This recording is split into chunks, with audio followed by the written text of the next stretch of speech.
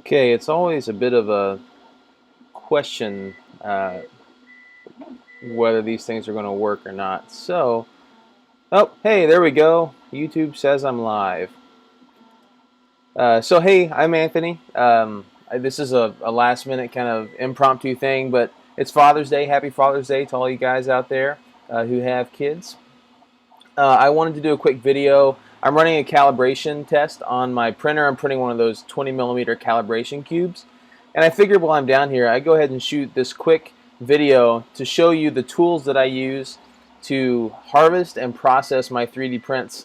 I do want to say this video is, or the stream, I guess, is sponsored by FastCap. They sent me some tools. I know a lot of you woodworkers out there are probably familiar with FastCap and the amazing products that they make. I'm saying that because I believe it. But I've got a few specific products I want to show you guys that I use to harvest and work on my 3D prints. So I'll get right into it. Let me switch cameras here, and I'll just go through what I use and what I like and what I don't like about what I have. So, ready, switch. Okay, so the first tool that I use, these are some feeling gauges, set of feeler gauges that I use to check the nozzle height from the bed. I set these at 0.1 millimeters, which is the thickness of an average sheet of paper. This was just a few bucks at Harbor Freight and was a pretty good buy. I know a lot of times we just use a standard sheet of paper, but unless it is a certain pound of paper, there's a little bit of variance from brand to brand. So this is an exact measurement unit that I use to set my nozzle height. Get that out of the way. Get my beer out of the way. Okay, the next two tools that I want to show you are from FastCap. These were sent to me. I coordinated with Paul. He's kind of the founder of FastCap, and this is the pocket chisel.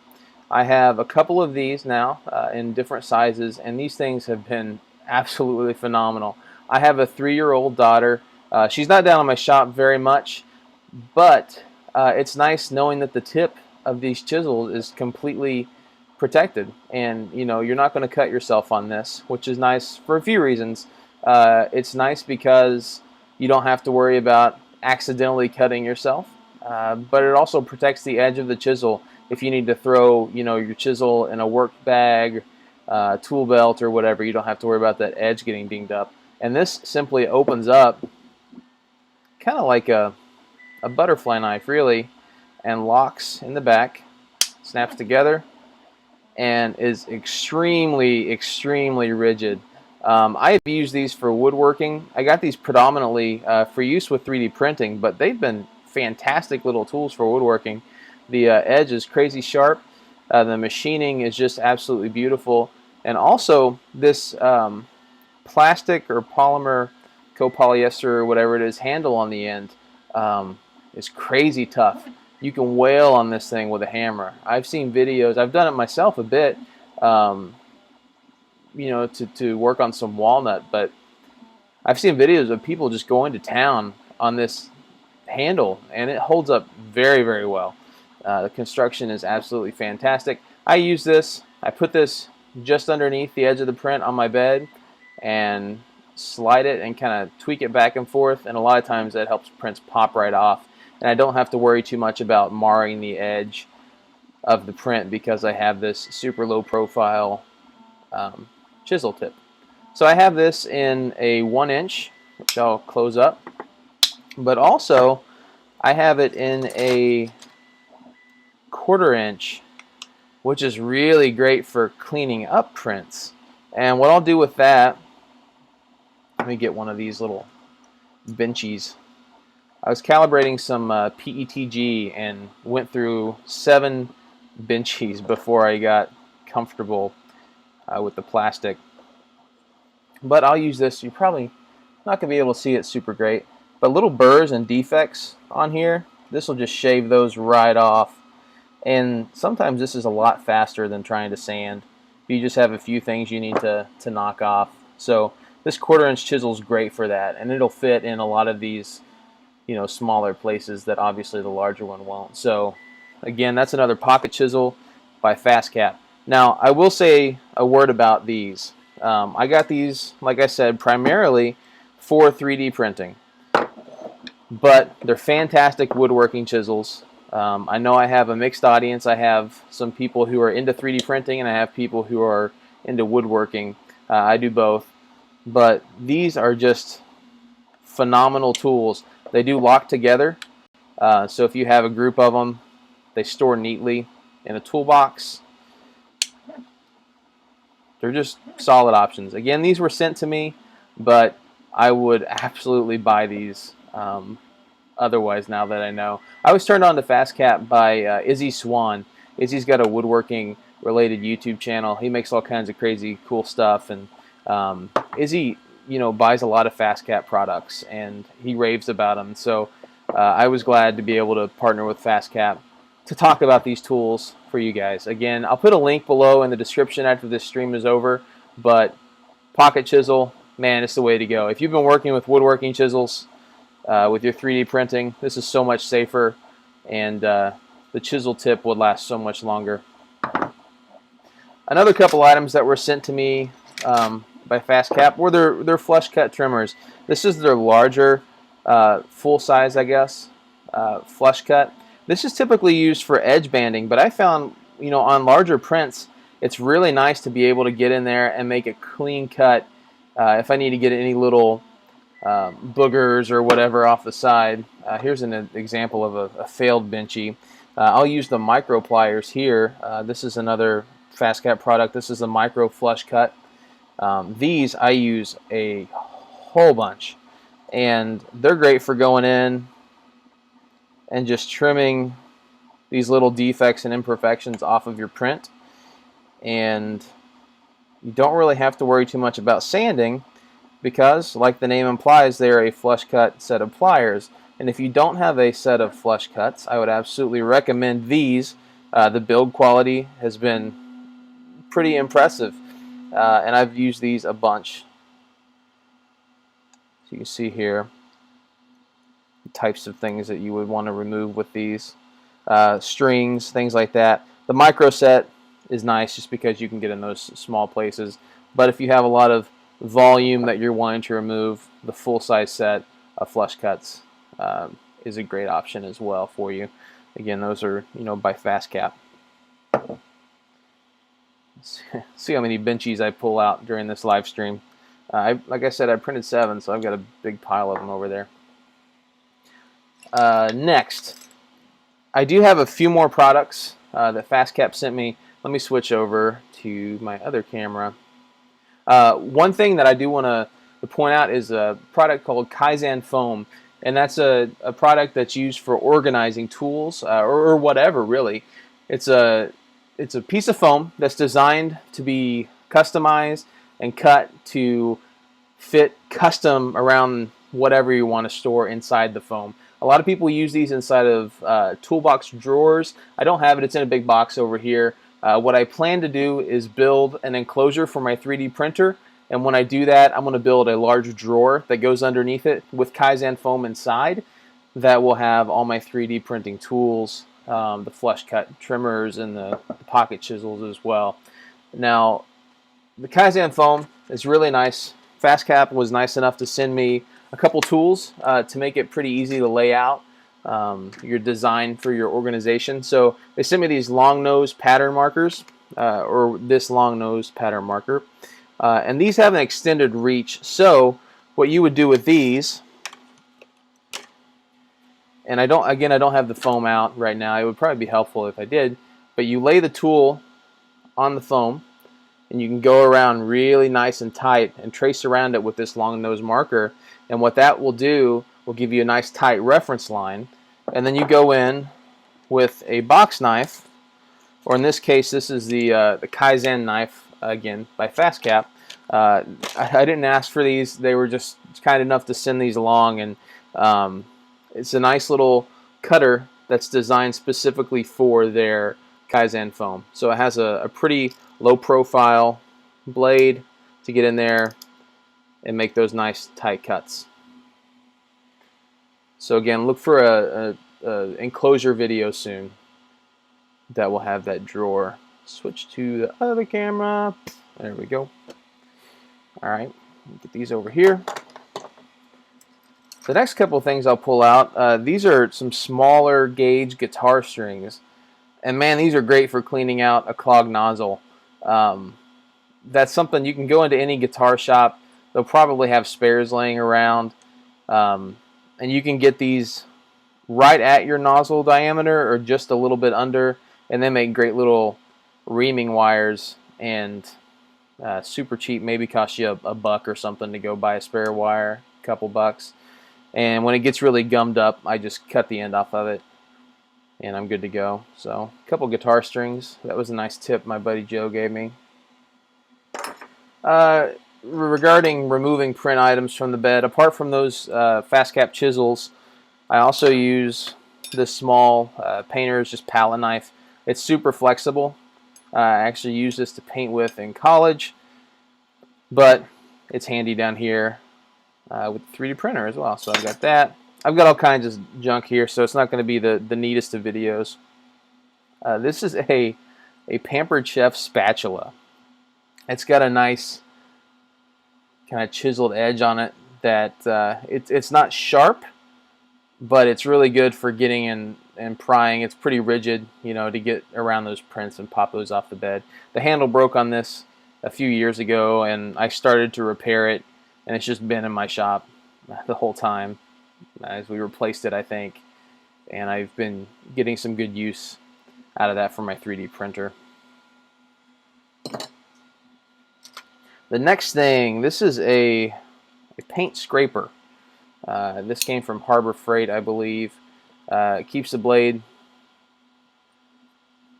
covered. You don't have to worry about getting cut with it, but it's nice. You push this little button, and it's got several locking points on it. And I find that this is the most comfortable. I hold it kind of like this in my hand, but I mostly use this. I don't pop prints off the bed because the razor blade isn't the strongest, but I do use a glue stick on my bed, and I just use this Elmer's washable school glue. It's the dark purple color. I found that you can get it with a light purple tint, and the light purple doesn't seem to bond as well. So make sure you get the school glue stick that has the dark purple color glue. But this is really great for just scraping off the remaining glue after you you do a print. So you can scrape that off your bed. It won't scratch the glass or aluminum or whatever your print bed is.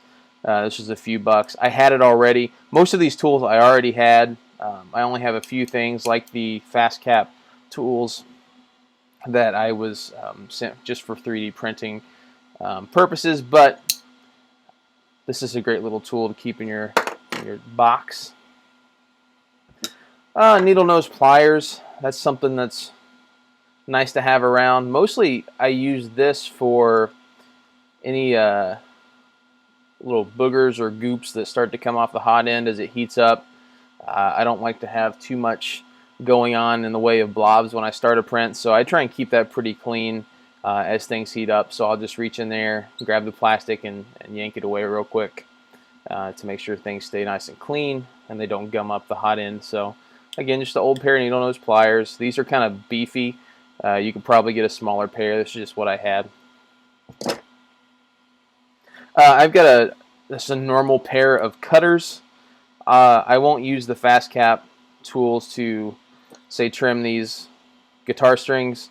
I'll use these cutters. I don't want to damage the FastCap edge. I know that they would be more than capable of, cutting a guitar string, but these old cutters I keep around for snipping this off when I'm clearing out the nozzle. Sandpaper. This is a 220 grit. I don't like to go too much more coarse than this. The 220 works really well on the plastics without putting too many scratches in them. And these are just off of a random orbital sander that I have. You've probably seen that in one of my other videos.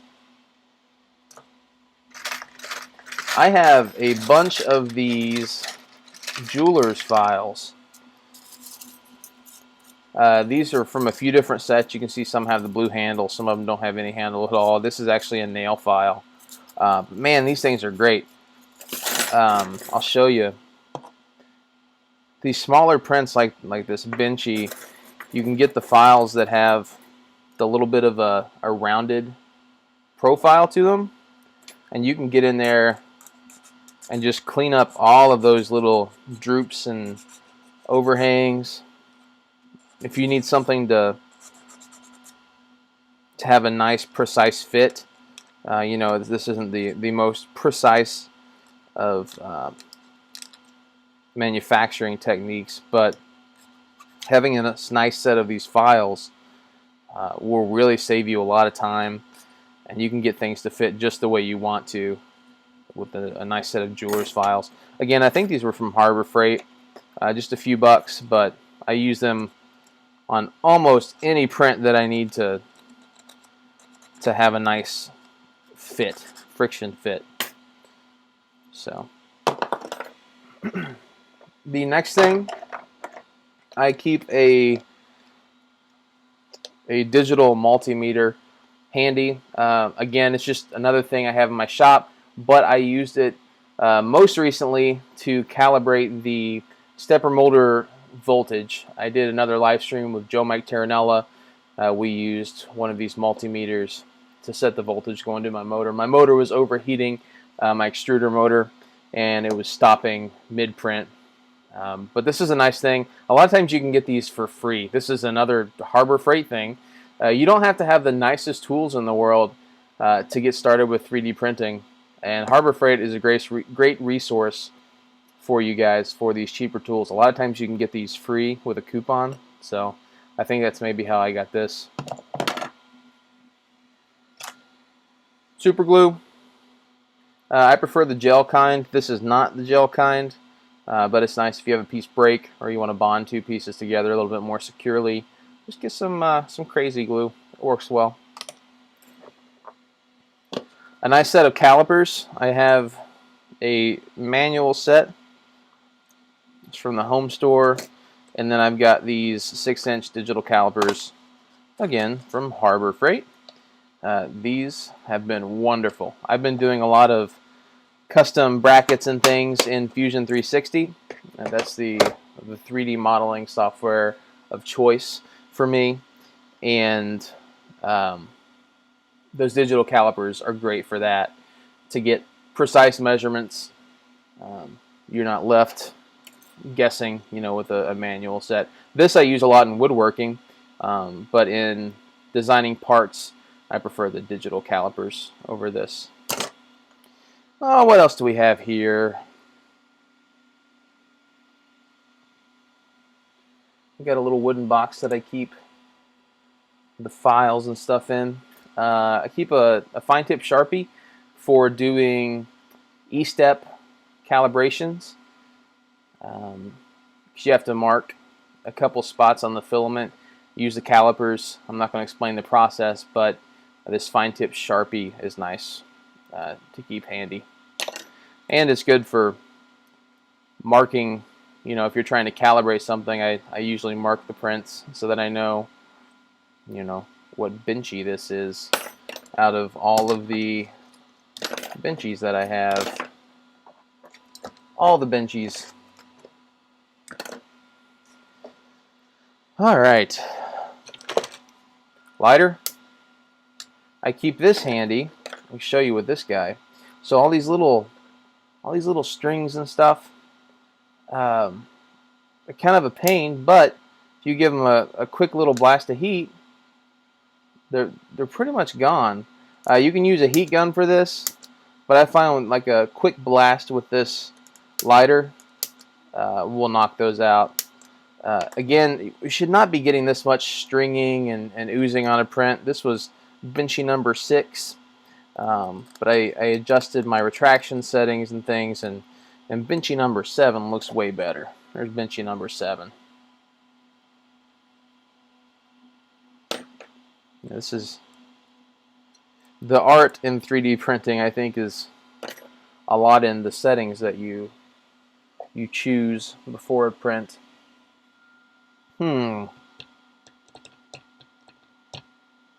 What else do I use? Well, I think that's, oh yeah. So this 3-in-1 PTFE lubricant. I did a video on servicing your Monoprice Select Mini, but this kind of goes for most 3D printers. A nice lubricant is going to be a good thing for you to keep on hand because you do need to clean your printer, especially mine. I keep it in my shop.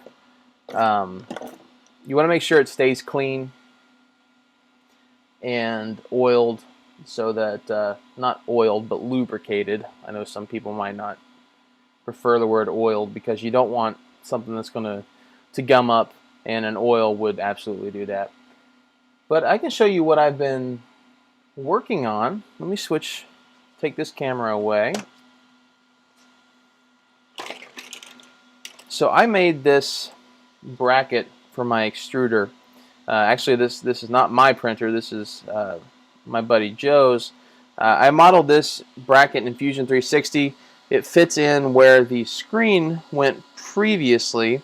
The screen is actually in an external enclosure right now, but this bracket got my extruder in a much more convenient place for me because I can get into it just right here.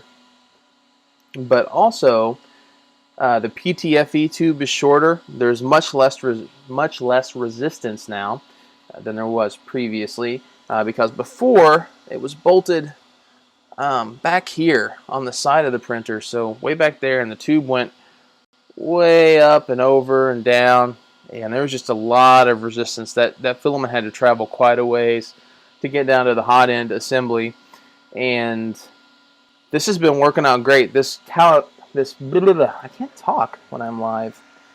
This calibration cube is the first print I've done since I moved things around.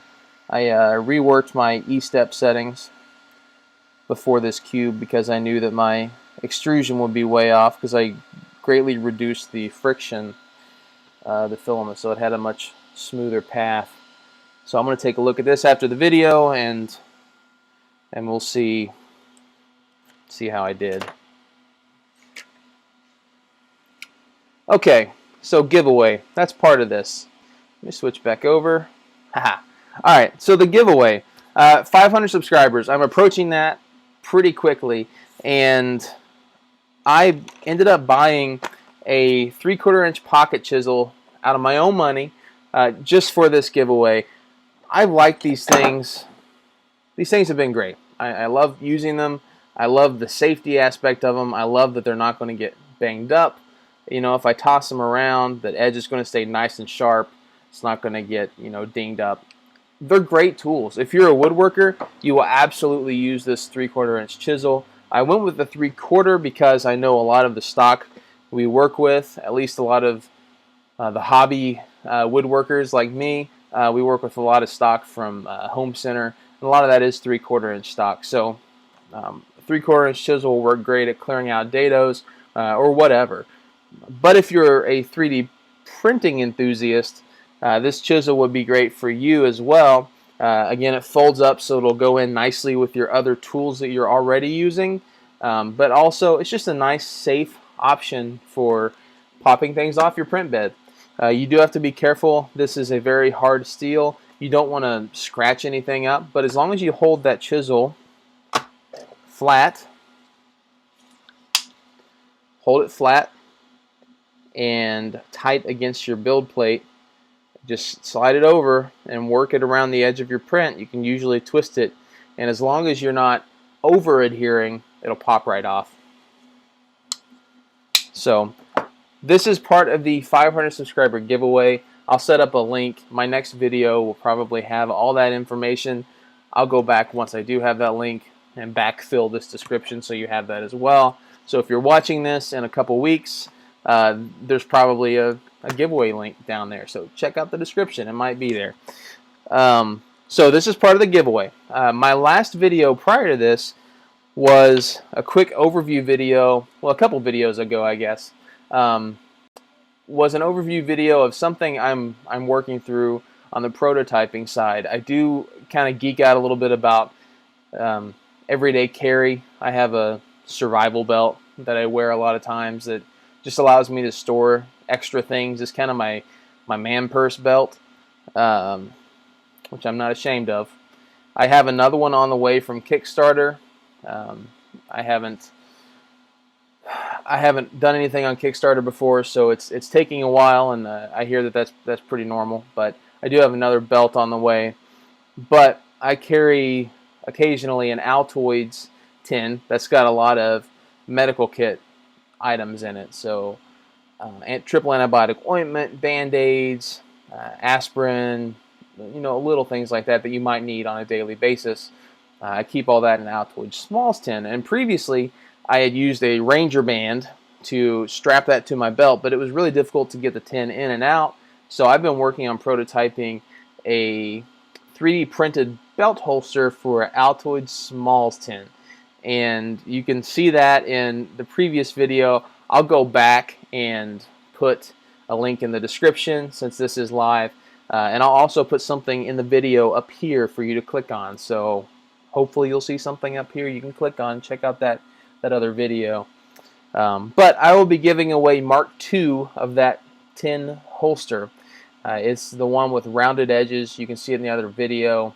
It holds the tin very securely. I'll also send a Smalls tin as well. So if you enjoy, EDC, if you go hiking or backpacking or anything, this would, could clip onto your backpack straps and just gives you a nice little storage compartment to put stuff in. That's what it's for. So 500 subscriber giveaway will be this FastCap pocket chisel, 3/4 inch, and also Mark II of my survival tin holster, which is made right now out of black PLA, which should hold up just fine as long as you're not, rock climbing or anything with it. I think you'll be all right. But that about does it. I can't think of anything else that I would want to highlight right now. But okay. Well, if you like what I do, go ahead and hit that like button. If you want to see more of it, go ahead and subscribe. If you really like what I do and want to support me, you can check me out on Patreon. The link's going to be below in the description. $1 or $2 a month really helps kind of fuel this hobby of mine. It makes it a little bit more sustainable so that I can continue to make this type of content for you guys. Anyway, if you have any questions, hit me up in the comments below. And until next time, I'll see you guys. Stop streaming.